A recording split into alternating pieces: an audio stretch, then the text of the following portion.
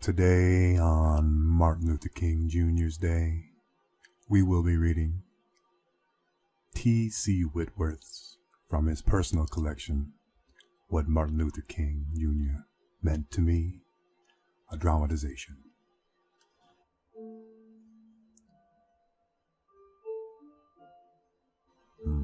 Where to start? Where to start indeed. What did Martin Luther King Jr., what he meant to me? No. What does Martin Luther King Jr. mean to me? Well, I guess to a lot of folk, Martin Luther King Jr. symbolizes act of freedom, an act of hope, an act of one man being able to make a difference, gathering up those to follow him, feeling and believing, and definitely understanding that this is something that can be done, something that will be done, something that inspires us all to look the straight and narrow and through the tunnel, which does have a light at the end. I guess Martin Luther King Jr. means something different to all of us. But what does Martin Luther King Jr. mean to me? I think of my situation. I think of the trial and tribulations that I've gone through personally in my life. Now, putting it in perspective, taking my grandmama, for example, she turned 97 this year. And I think when I listened to the I Have a Dream speech, I thought about grandmama. I thought about what she told me of the changes and the differences. She was born into a completely different world than I was. She was born where her best friend from across the street, 6-year-old little white girl across the street, a little black girl, best friends, but they couldn't be friends. They turned 6 years old, start going to school. They go to different schools, get on different buses. They're not allowed to hang out any longer. They're not allowed to see each other any longer. They're not allowed to play jump rope, hopscotch any longer. They're not allowed to do these things. And why? Segregation. Differences. Difference in thought processes. I never lived in a time where I had to watch what water fountain I drank from.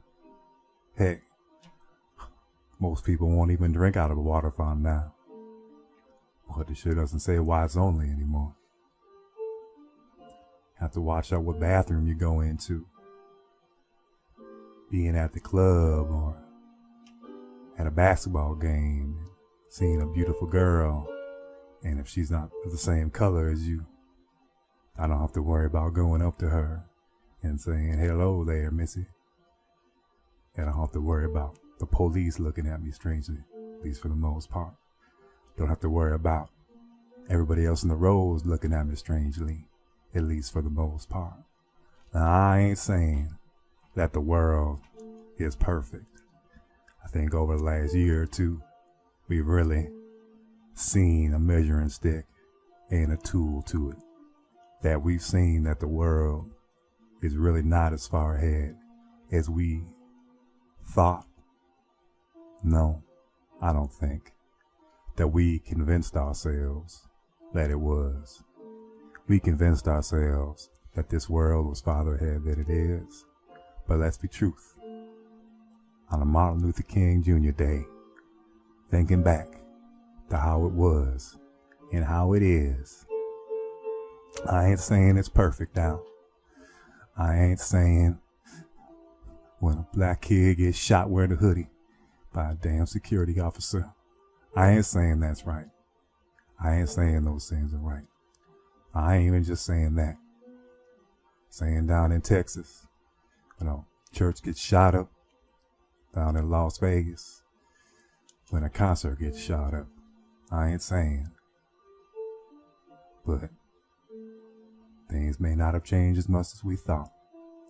But they're definitely better than they were. Listen to my grandmama talk to me about seeing the riots, seeing everything happen. She was there. She was there in California when these types of things happen. She saw it. She saw her best friend get shut up against a wall with the German Shepherd being released on him. She saw her friends being hit with a water hose. Water hose. That's funny. I say water hose as if we're in the backyard playing with the sprinklers. And you don't have the pool, but you're just shooting each other with a hose. But that's definitely not what happened. Water hose was a poor choice of words. A fire hose hooked up to a fire hydrant or to a fire truck, being shot at you, knocking you from the streets. I remember like it was yesterday when she sat me down on her lap. This must have been 20-some years ago. And she told me the stories of how her friends got shot from the center of the road, pushed into an alley, and were pushed up, pressurized against the wall. And every time they tried to move, they would realign that hose and hit them again and push them up against that wall one more time. And there'd be dogs, not released, but just barking left and right, real loud, just terrifying them, terrifying everybody. And this wasn't a riot. This was a peaceful march. Just had signs for equal rights. That's really what Martin Luther King Jr. did. I look and think of myself. What would I have done back then? What would I been like? Try to transport me, my ideas, my principles back into a time. There's no way I could have taken the Freedom March. People yelling racial slurs, throwing rocks, people screaming, people yelling, people using fire hoses on you, but you walking for freedom, just a Freedom March. When I look at Martin Luther King Jr., I don't necessarily think of freedom. I think of strength in the individual. I think of strength of pride. I think of strength of presence. I think what he meant, what he believes in, to himself and to his community. What he did was righteous. What he believed in was truth. He didn't fight. He used words. That's right. He used words as his sword. I guess the pen is stronger than the sword, and the voice is stronger than the pen. What he did was something amazing to make you think of where you're at right now, what you're doing, watching TV, listening to the radio. Heck, I guess if you thinking about what you're doing, maybe even reading this. I just think of perseverance. Being able to have the ambition and the wherewithal to do what he did. Leading all those people, and not just him, but the people that came with him. People that, like my grandmammy, doing that with her friends, doing it across the country. It's an amazing thing when people bind their souls together and look for the truth in the presence of peace and harmony. I know I couldn't have done it if that happened today. I couldn't walk down the street getting yelled at, thrown stones at, and not had a reaction to make me not react. I don't think any of us could do that. Any of us listening, reading, believing, with the way we were raised, it's just, I don't even know what to say.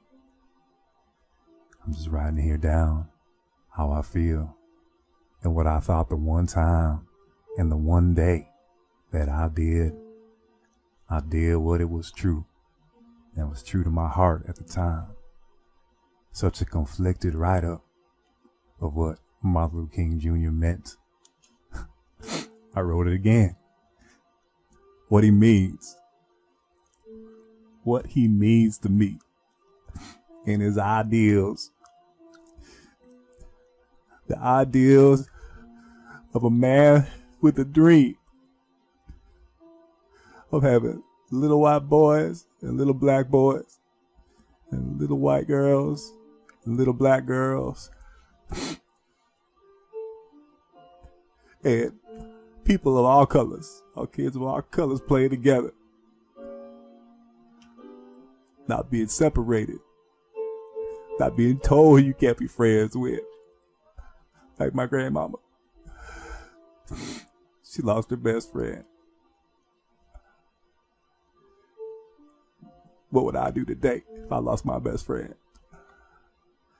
Because the way she looks, the way he looks, color of his skin, color of her skin, I don't know. But I know that we need to remember the ideas of Martin Luther King Jr. Not just on the day, January, but every day that we hold dear.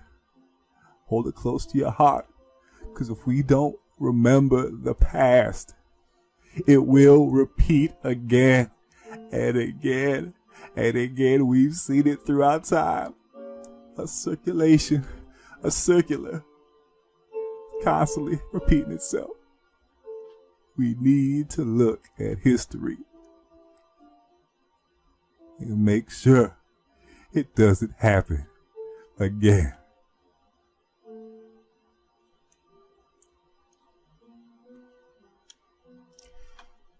We hope you enjoyed listening to the dramatization of T.C.